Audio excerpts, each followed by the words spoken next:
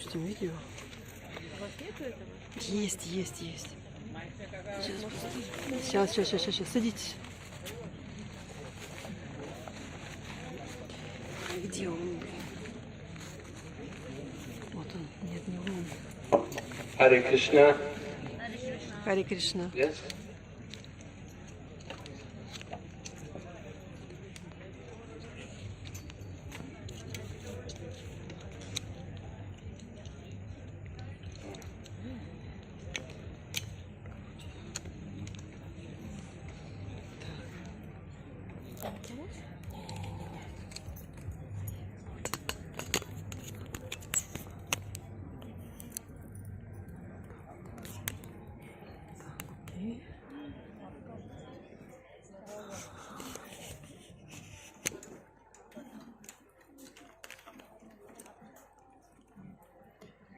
Сейчас мы сделаем, чтобы раньше было видно.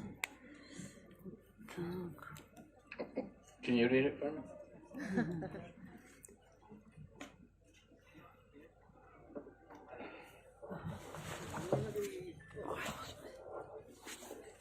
Hare Krishna. So I'll read this question. His Holiness Kavi Chandra Swami Maharaj said that one shloka says, there is nothing as ecstatic as stepping on a throne in a holy dham. Often we get injured in Krishna's service. Can you please explain more that shloka? How to always be enthusiastic in this style of in the presence of injuries, old age, disease, determination of body, etc. Okay, Hare Krishna. I'm not familiar with the sloka, which Kavi Chandra Swami says, stepping on a thorn, with ecstasy. Anyway, certainly we know Tatenu Kampam Sushamikshmana Punjana Evatma Kritam Vipakam.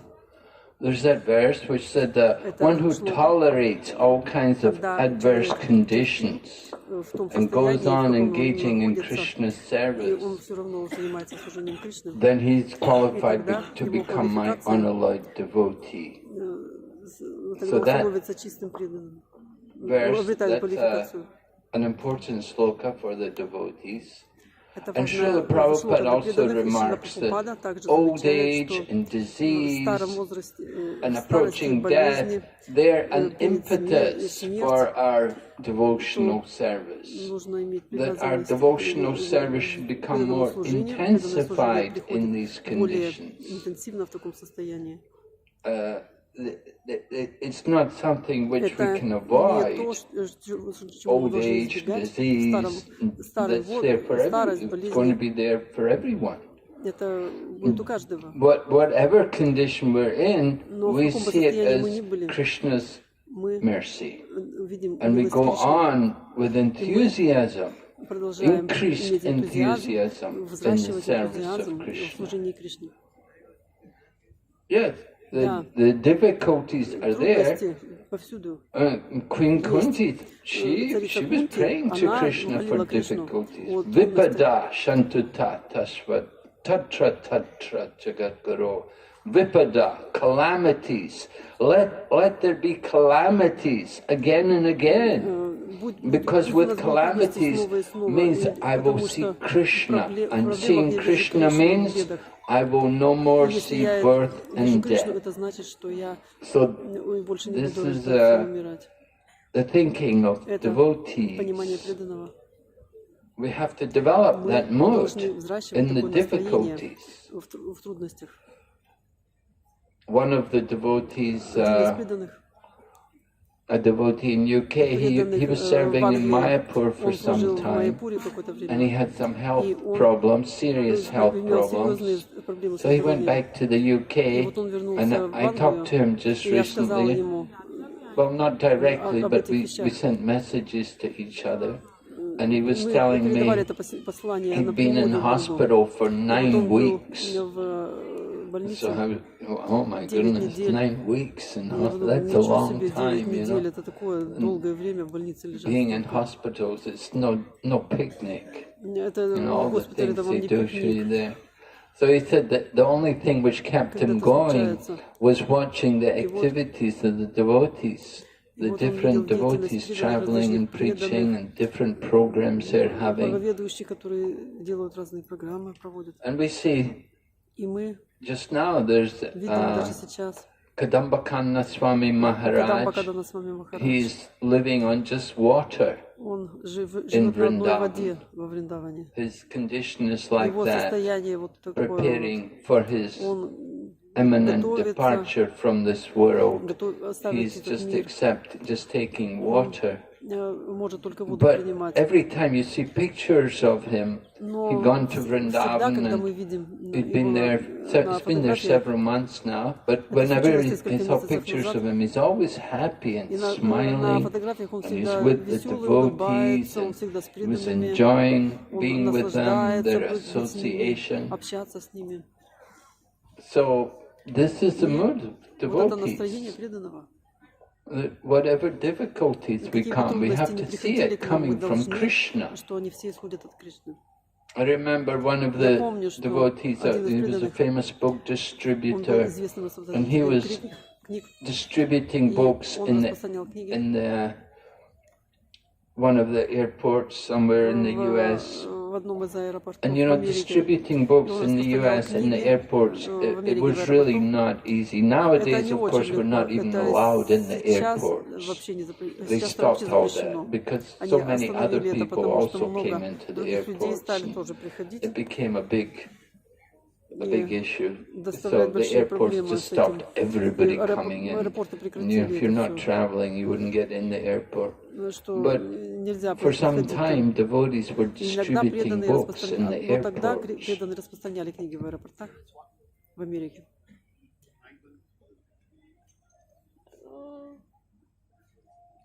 What happened? Что случилось? Пацаны только ушли туда.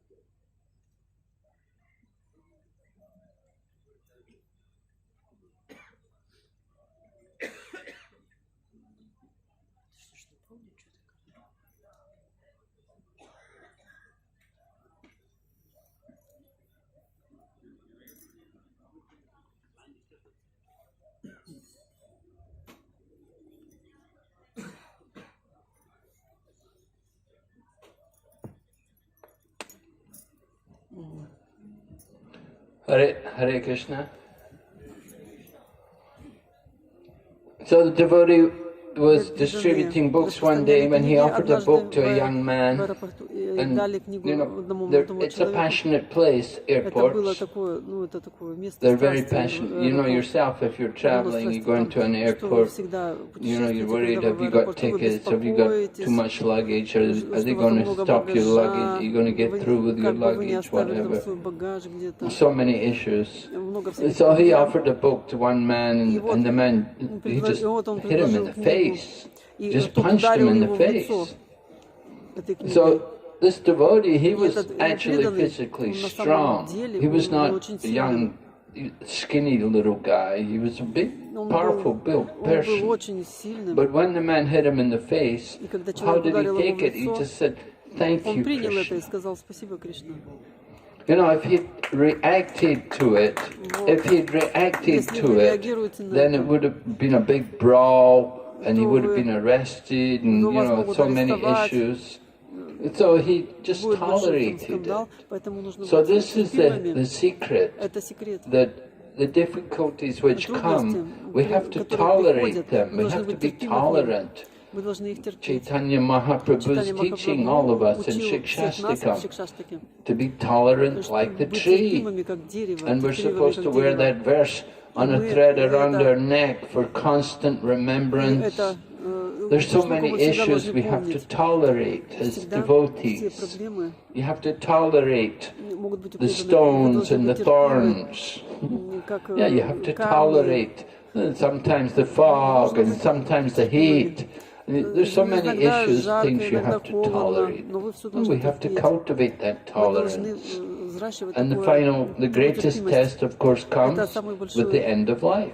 You have to tolerate the difficulties. Just like we're seeing some of our wonderful God brothers, how they prepare for leaving the world. So Kadambakanna Swami Maharaj showing us a very wonderful example, going to the holy Dham in the same mood as our founder Acharya, Srila Bhaktivedanta Swami Prabhupada. He was so happy, he was so grateful to come back to Vrindavan and to prepare for his departure there. He wanted to leave in Vrindavan. So that's at the end of life. But the difficulties which come, the health issues and the old age and all of these different problems which come, we have to tolerate. And the idea is to become more enthused. These things should be like they should have a catalytic effect on us, that they will increase us, they will give us more enthusiasm, we'll become more serious and more appreciating the urgency of Krishna consciousness. There was one devotee in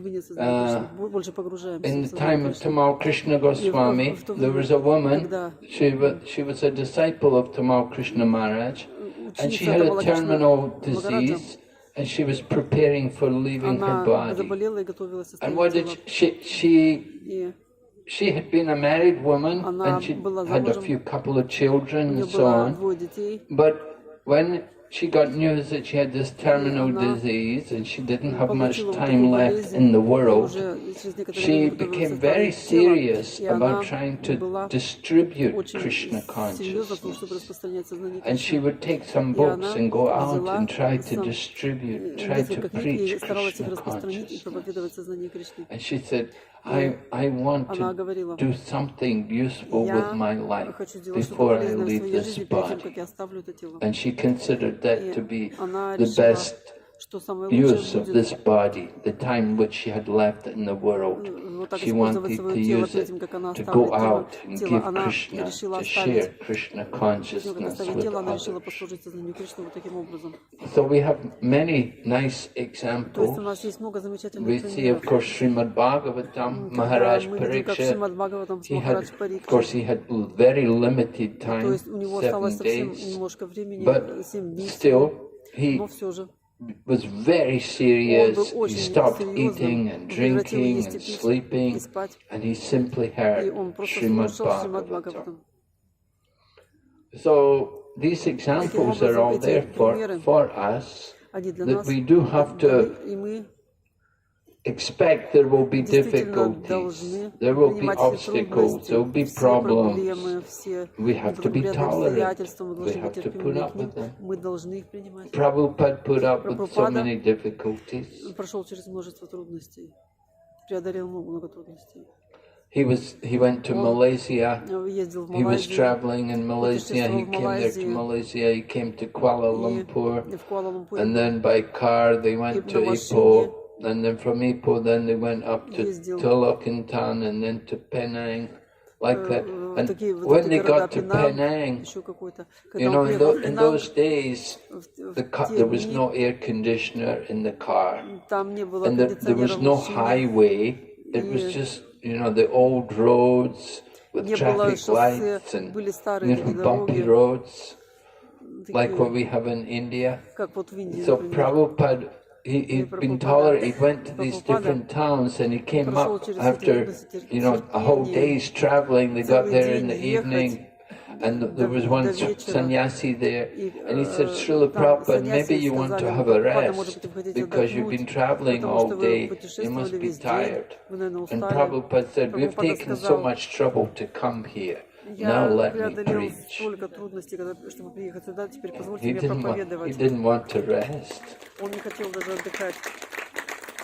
And when Prabhupada was sick, I think it was Rameshwara said to Prabhupada, he said, Srila Prabhupada, you're sick. Let one of us give the class. And you just take rest and you can get better.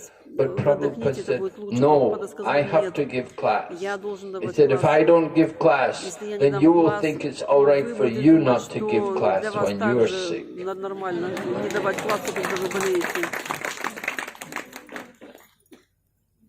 Okay. Read.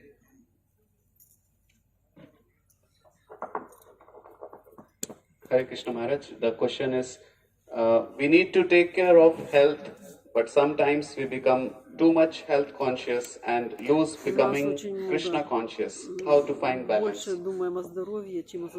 Yes, how to find the balance, taking care of the health and at the same time keeping your Krishna consciousness. Well, we do have to use this body in Krishna's service, and Srila Prabhupada would often have to instruct devotees about taking care of their health. Sometimes he would have to tell people, you know, you don't have enough cloth. It's cold, the weather's cold, you need to have warmer, you need to have a chadar, you need to have something warm, keep you warm. And if Prabhupada was seeing infections on a person's skin, then Prabhupada would tell him, you have to take care of that. And then when one devotee had a hernia problem, Prabhupada wrote back to him, he said, hernia? He said, that means, he said, you need surgery. He said, my Guru Maharaj had that. He had to undergo surgery to repair the hernia. So like this, Srila Prabhupada was instructing the devotees, you know, you have some health problem, sometimes you have to go to the doctor, you have to take help of the doctor, medical advice. And Prabhupada also, sometimes he had to go to doctor. Just before on his final visit to London, he had difficulty to pass urine, and Prabhupada, they had to take Prabhupada to the hospital in the UK, and the doctor gave very nice treatment. Prabhupada was very satisfied. He said the doctor was very good, very expert. He appreciated. So sometimes, you know, you have to consider everything, time, place, circumstances. One devotee, His Holiness Gunagrahi Maharaj, Badri Narayan Maharaj, you know, his health is often not very good. He is diabetic. So it happened, a few years ago, he went to Myanmar. And when he was in Myanmar, he asked the devotees, can you get me a doctor? I need to see a doctor. So the devotees went out, they came back and said, we could find a dentist. They couldn't find any doctor. But they said, oh, there's a dentist. So, you know, Gunagrahi Maharaj said he had to come back to some other country where he could get proper medical treatment. But sometimes it's like that, you know. Sometimes, if you can take care of your own health, keep yourself healthy, then it helps to keep you in Krishna consciousness, taking care of the body for Krishna service.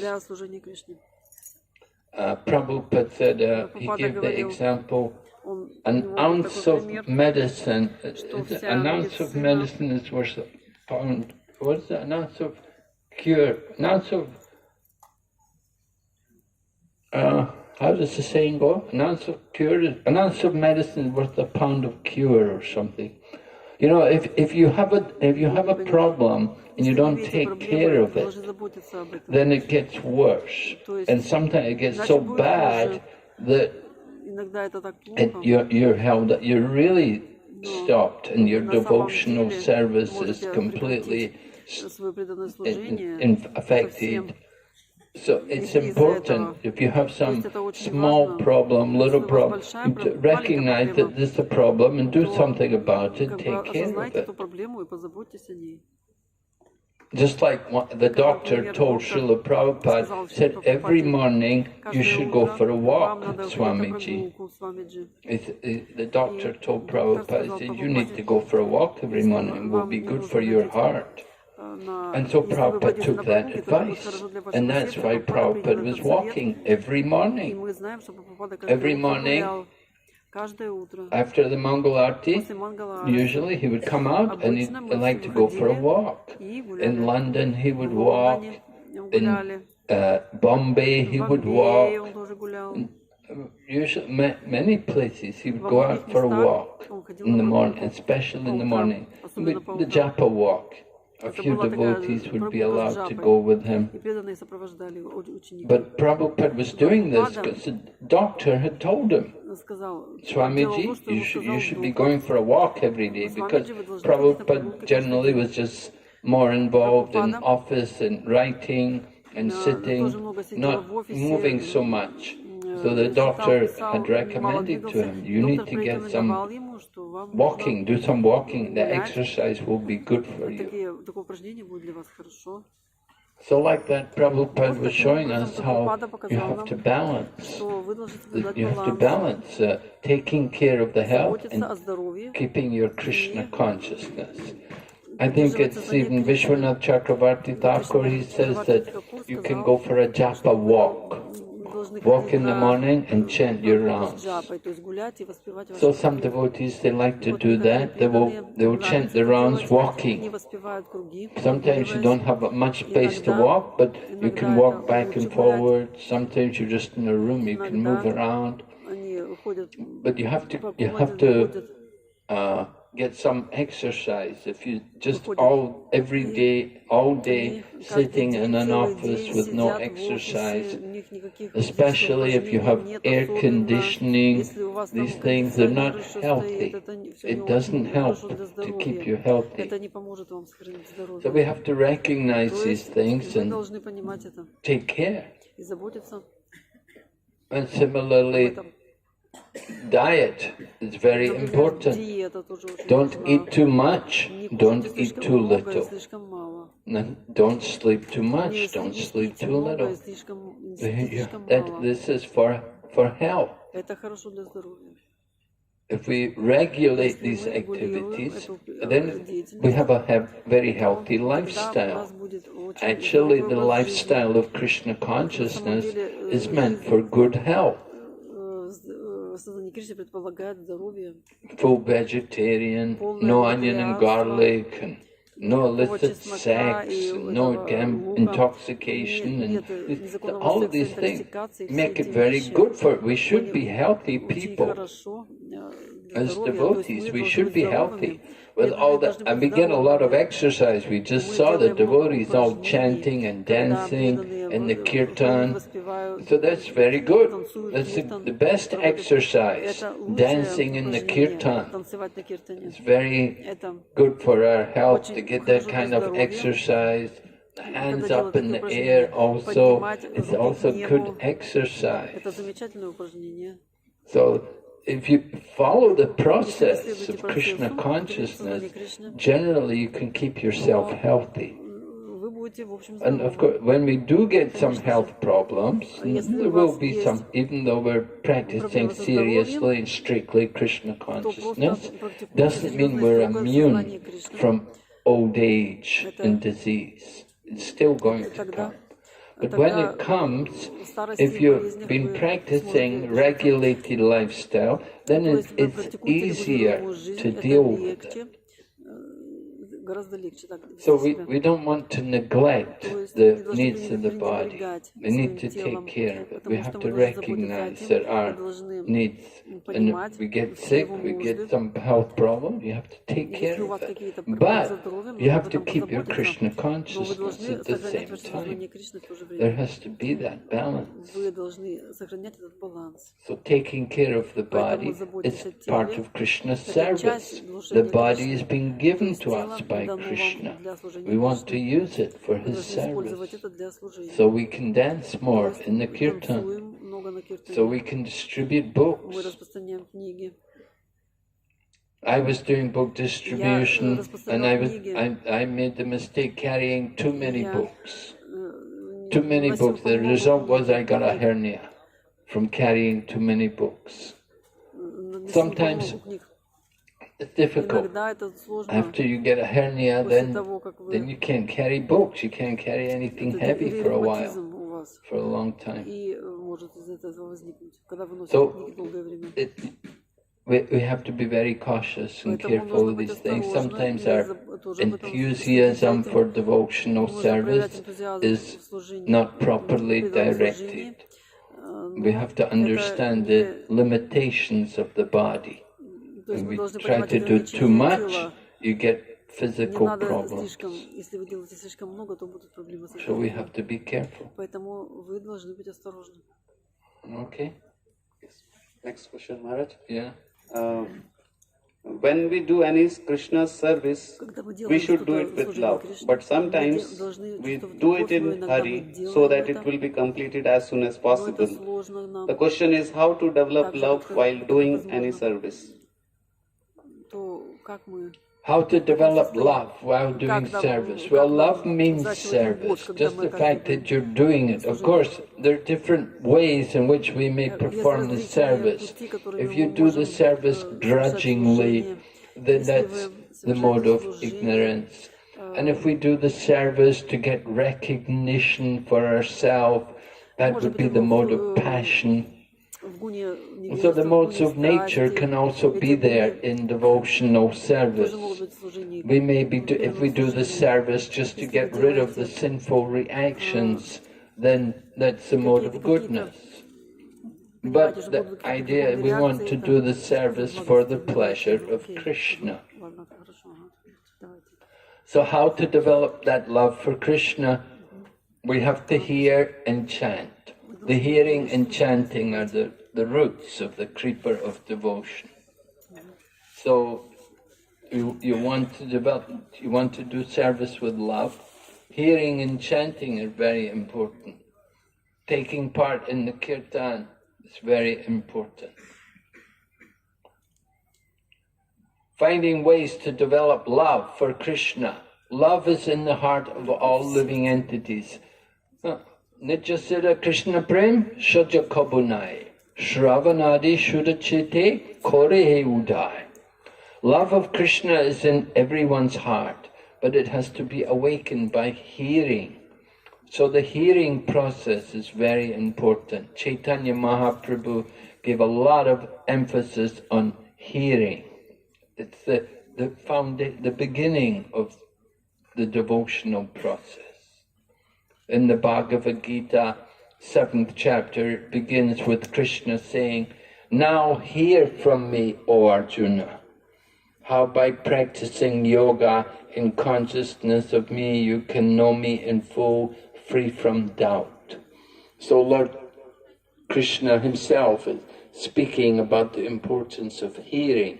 This hearing process is very important for us.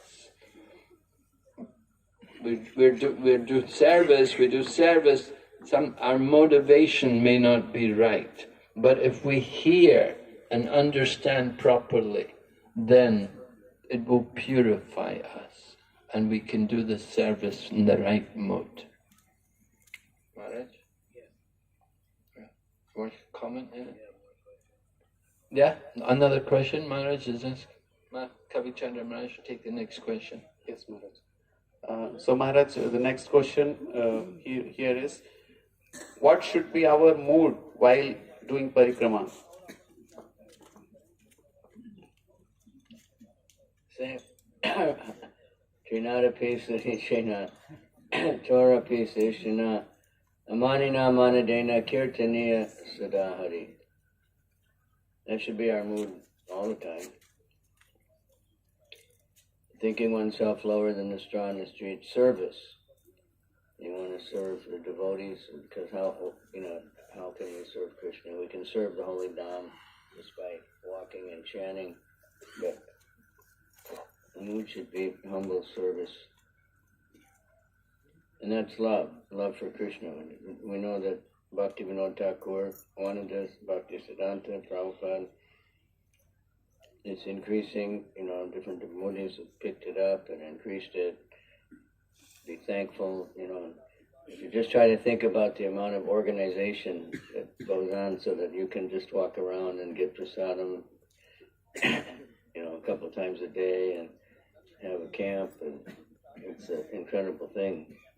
So be thankful that for all these devotees that have to stay back, they want to walk, but they stay back so that we can walk.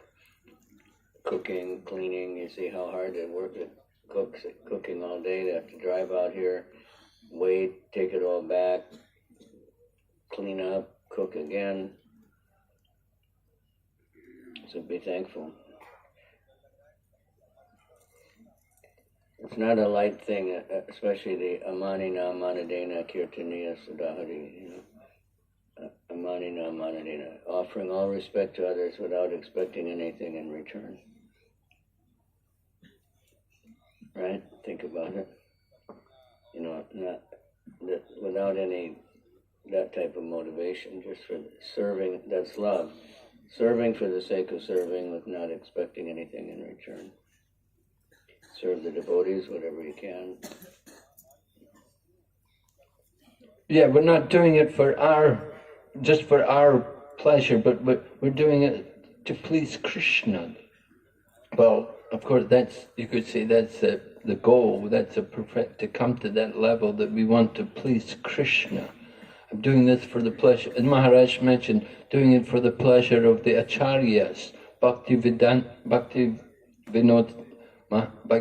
Thakur and Bhaktisiddhanta Saraswati. They did Parikrama and they wanted it to develop. And Srila Prabhupada encouraged it. And we heard Lord Nityananda also did it. So we're following the process. We're following in the footsteps of these great devotees. Yeah. Narottam did. Who took him around? Narottam Das Thakur, yeah. With Ishan, I think, the servant of Sachimata, took him around. Mm-hmm. And he was overwhelmed with ecstasy, just falling down and crying everywhere. And, we have to remember, we're not so great, but we're doing it. We're getting so much benefit. Jiva Goswami, afterwards, he was supposed to go to Vrindavan. He said, "Why should I go to Vrindavan? Nityananda, why should I go? This is non-different." And Nityananda said, "No, your guru's ordered you, so you have to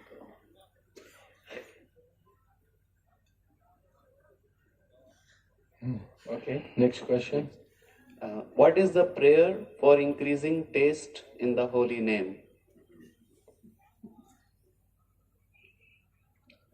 Hare Krishna, Krishna Krishna, Hare Hare Rama, Rama Rama, Hare Hare. Prabhupada gave us a very simple translation. My dear Lord, please engage me in your service. We had one friend in Nigeria. He was a Roman Catholic priest, kind of a rebellious priest, and he had his own college, and he had a very good service mood. And some other devotees that were not in ISKCON, they were in one of the other groups, and they had met him and talked to him. And then when I was talking to him, I told him that translation of the Maha Mantra. And he got so excited, he said, "Wow, they never told me that. This is fantastic. This is really wonderful." Begging the Lord, please engage me in your service. begging Radharani, please ask Krishna, because Krishna cannot refuse Radharani. Hare Krishna, Hare Krishna, Hare Rama, Hare Rama. And of course, pranams to the Guru and Parampara and all that, all those things. Shikshastakam also. Yeah, Shikshastakam, so many for the whole Bhagavad Gita, Bhagavatam. But there's many specific prayers, glorifying the holy name. Like Rupa Goswami, Tunde Tunda Balida Vitatane Tunda Balila Labdaye. When you chant with one tongue, you think it's not enough tongues. We want millions of tongues. Karna Kroda Kadambini Gadayate Karna Videbhyo Smiha.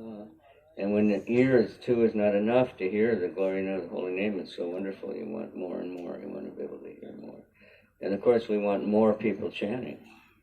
Here we have many chanting, and we like to have more and more and more. And then when the holy name enters into the heart, the senses become stunned. Sarvendriyani kritam. And the mind becomes stunned, and the senses become inert.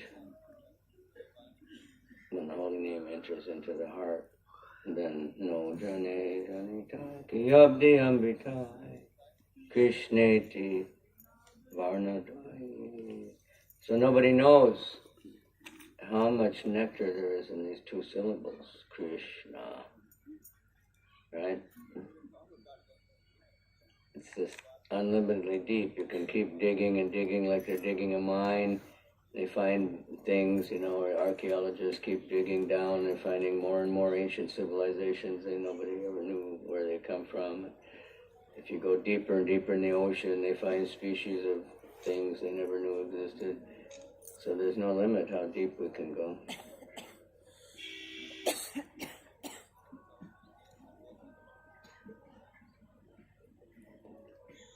Yeah, more? Next question, Maharaj. So next, the devotee has asked, Maharaj, there are times in life where we have to decide whether to choose spiritual or material progress. Like the time in life is very limited. I can go into a spiritual class, yatra, or I can go for some higher degree courses. How to choose this smartly?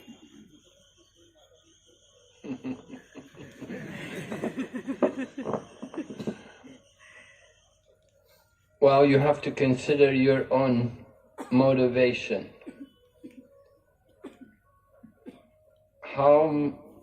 What is your level of Krishna consciousness? Or how serious are you in your practice of Krishna consciousness? If you're actually serious and dedicated in practicing Krishna consciousness, then you won't be very much eager to take part in material educational courses. The real education is in Krishna consciousness. You can learn everything by hearing Srimad Bhagavatam, studying Srimad Bhagavatam. It's all there in those books.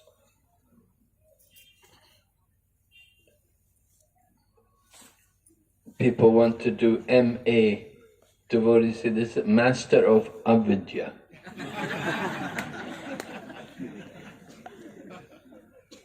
Yes, that's what you simply become a slave. Bhaktivinoda Thakur also says about how material knowledge is, it's like the jewel on the head of the cobra. Very dangerous. You become enamored by it. You actually think this mundane material knowledge is so valuable and so important, but it's actually useless.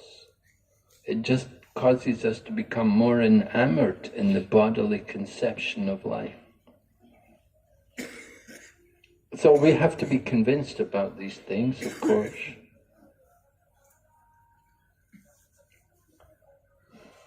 You can waste a lot of time and a lot of money on material education. I know when I became a devotee, I'd come out of college, I'd finished my university, I thought, wow. After I became a devotee, I thought I wasted so many years studying at university. I joined it like I was 21 or something, you know. But after I became a devotee, I just felt that everything I learned in university was just useless, totally useless stuff. Prabhupada also said, material education, these education centers are slaughterhouses. People just lose all their good qualities. You go into these mundane educational institutes and cultivate all the bad qualities. The young students today, they have so many problems: drugs, alcohol, illicit sex. But in Krishna consciousness, people don't have these problems. So you have to consider what's so important. You think it's so important just to make money, to make more money, to go further up the ladder in the rat race, to get a better position, a bigger position, have more money? Or is it more important to be a person of character?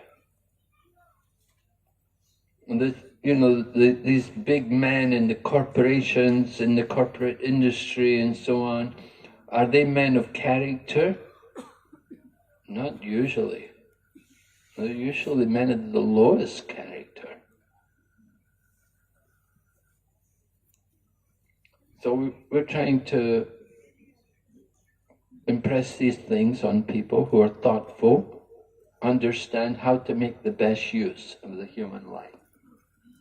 You want to develop proper, good character. Better you take to Krishna consciousness instead of pursuing this mundane material knowledge. Yeah, it might not have to be either or either. You know, some people, you can use the education for preaching, you can use it for, you know, your position for prestige. But you don't want to give up your spiritual life for any reason. If you don't think it's one or the other, you know. You can pursue, you have to vidyam chabidam chayastad vedavayam saha vidyayamritam tirtva vidyayamritam ashnute. You know that? Ishapanishad. One must cultivate the knowledge and ignorance side by side. So, you know, we have to live in the material world now, but we have, like in India now and all around, but so many people that have, you know, master's degrees and all kinds of different things, even PhDs, and they join the temple full time, brahmacharis. But then, you know, that knowledge, it can be used to help them organize temples, build temples. If they're engineers, doctors, you know, so many doctors are devotees, and they can preach to their patients. So it's different for everybody. It's not, everybody has to make their own decision. But we never want to give up our, you know, don't think if I pursue my material education, I have to give up spiritual life. You might have to, it's like anybody that if they want to get a degree, they might have to give up some parties, you know, but then later they can have more parties. So, you know, you might have to skip a Parikrama or two once in a while because you're studying, but I don't think you have to give it up. And very few are ready to completely give up material life and surrender. You know, we're attached to our, you know, we have material intelligence, we have material abilities. We use them for Krishna. And then gradually someone can come to the point of just sitting and chanting all the time. If you're ready to do that, then fine. Otherwise we have to balance, you know. You have to find your balance. You have to consider everyone's situation. You know, if you have family and responsibilities and people depending on you, and sometimes also in the job, they put demands on you that they insist that you have to do this course, you have to have this qualification. So no, just in order to keep your job, you have to do sometimes these things.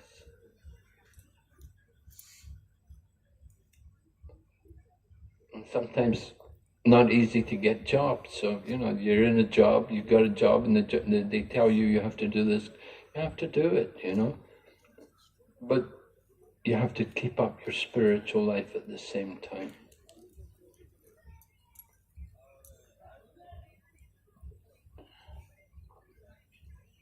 Any other questions? Few questions.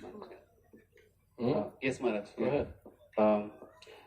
So as we offer bhoga to Guru with tulsi leaves and Guru offers it to Krishna, same way, can we offer bhoga with tulsi leaves to Lord Shiva or other demigods?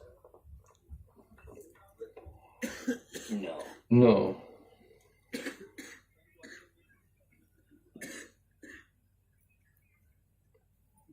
Is that a sufficient answer? We don't want to get too complicated about it. No, because the demigods are not offering to Krishna. They want Krishna Prasad. We offer them Krishna Prasad. Next question, Maharaj. Sometimes our thought becomes impure. That time, what should we do? Should chant Hare Krishna. Take up Sankirtan, join the Sankirtan party. Cheto Darpana Marjanam. The heart is impure. You have to clean the heart. Just like Lord Chaitanya cleaned the Gundicha temple. So the heart is also like Gundicha.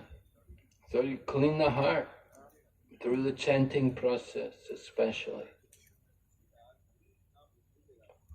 And the heart does not become impure. It's already impure. It's becoming purified. And then, you know, when we're cleaning something, it may not look so dirty, but then we notice the water where we washed our cloth is very dirty. But the cloth didn't look very dirty, right? So first we think our heart's okay, and then, but it's actually the impurities start to show up, you know. Then we have to throw them out. We don't want it, throw it out. Just like when you're cleaning house, you know, you have to throw away a lot of things. People now that are trying to promote like simple living to some extent, not Krishna conscious, but they say every 6 months go through your house and whatever you haven't used in 6 months, just throw it out. You know, because you're just accumulating things, you know. So we've accumulated so many dirty things in our heart for many, many lifetimes. And then we bury them, put them under the rug, hid them between the walls, whatever we're done with them. And then we start chanting, and it's a cleansing process, and then these things start to come out. And that we should say, thank you, Krishna, and throw them out, throw them into the fire of devotional service, Sankirtan. Burn it up. Don't hide it again. Don't get, oh no, this is horrible, and throw it, bury it again. Throw it out.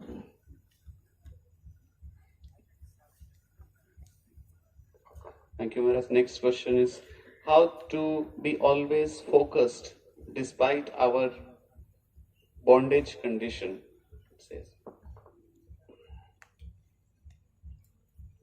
How to be always focused. That is why we chant Hare Krishna.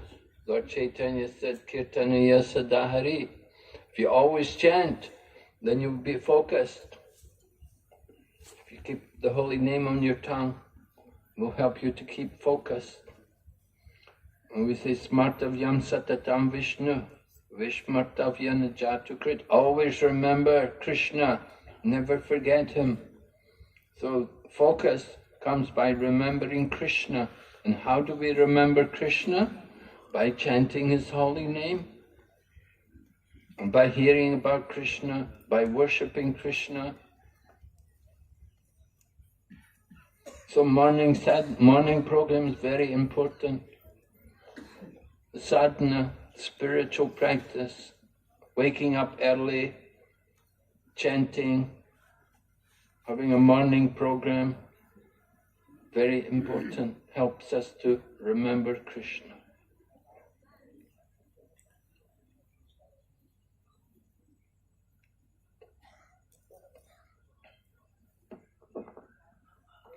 Yeah, thank you, Maharaj. Next question, Maharaj.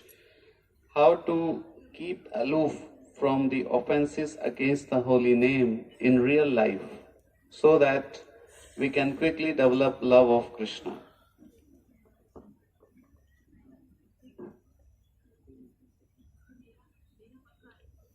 Well, practice the defense is one thing. You know, the first offense is usually the one we're the most expert at. It's criticizing devotees. It's, just, we have devotees that are professionals, I read some things on the internet, I think these devotees, they could be millionaires of film critics or book critics or something, because they just criticize devotees so much. But glorify devotees, that keep yourself busy, glorifying devotees, praising devotees. Maybe if you're from Hindu background, you still have attachment to demigods, but understand that, they're Krishna's servants. Always pray to Krishna. Follow the order of the spiritual master. Chant your rounds and morning program, follow regular principles, and try to dive deeper, get serious, not just rattling off, mantras. Distribute books. Don't blaspheme the Vedic literature, praise it. Preach the glories of the holy name. It's not imaginary. Don't make any interpretation. Right? And associate with devotees. Read Prabhupada's purports. He said his purports are offenseless chanting. And worship Lord Chaitanya and Lord Nityananda. But don't take advantage. In Hawaii, I was in Hawaii for some time. Hawaii is quite a place. Devotees go there. A lot of them are, not so strict. And they're thinking, that we're worshiping Gaurnitai, Panchatattva. It doesn't matter if you're offensive, they don't take offense. So if you have that kind of attitude, then the result is, the offense is much, much worse, But if you're trying not to make offense, then Lord Chaitanya will accept you.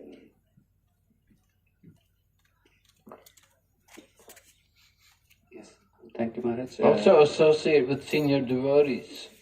Associate with your spiritual master. Somebody who can take away your false ego. Can tell you you're a fool. You're nonsense. You're stupid.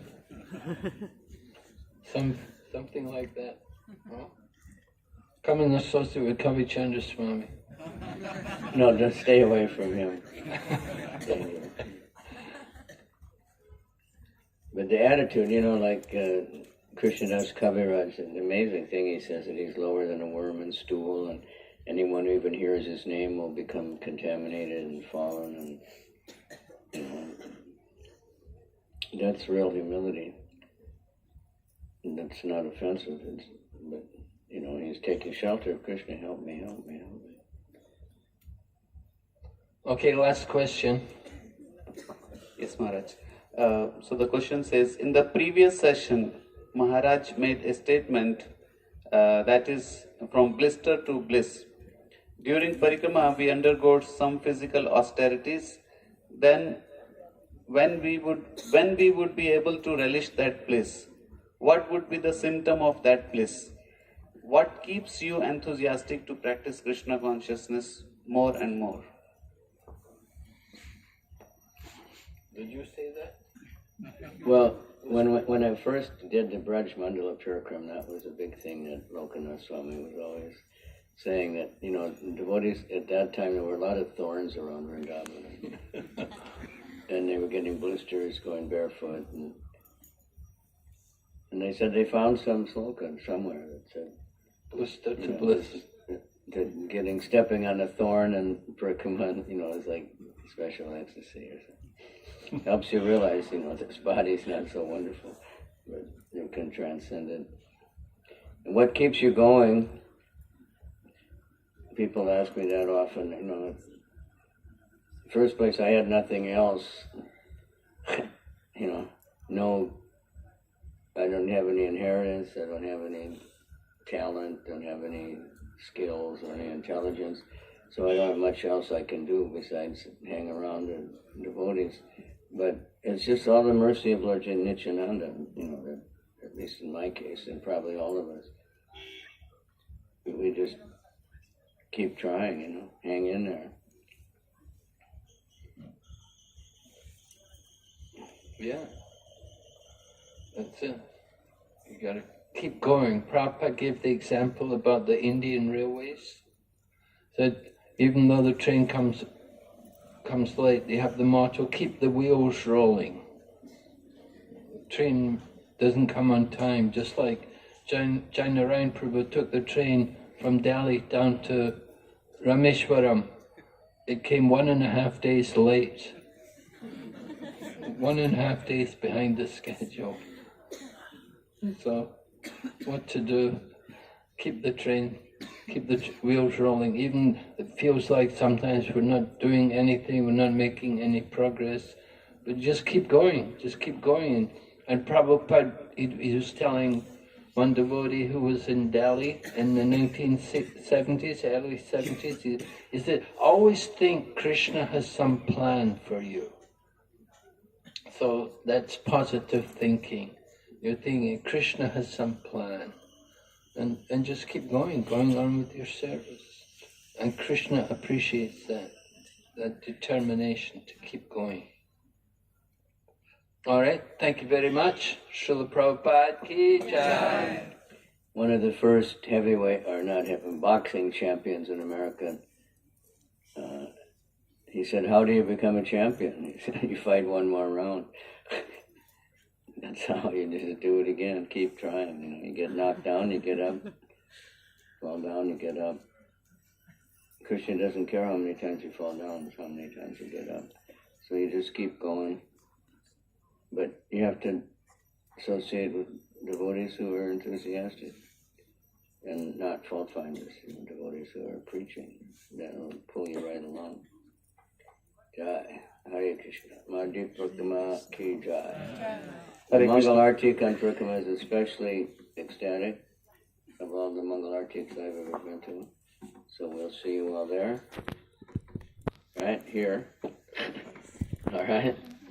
Hare Krishna. Hare Krishna. So I want to thank the Maharajas for giving their valuable time by loudly chanting the holy names of Krishna. Hare Krishna, Hare Krishna, Krishna Krishna, Hare Hare, Hare Rama, Rama Rama, Hare Hare. The questions which are not answered, we have many questions, so these will be answered tomorrow, Prabhuji said, so after Gaur Aarti.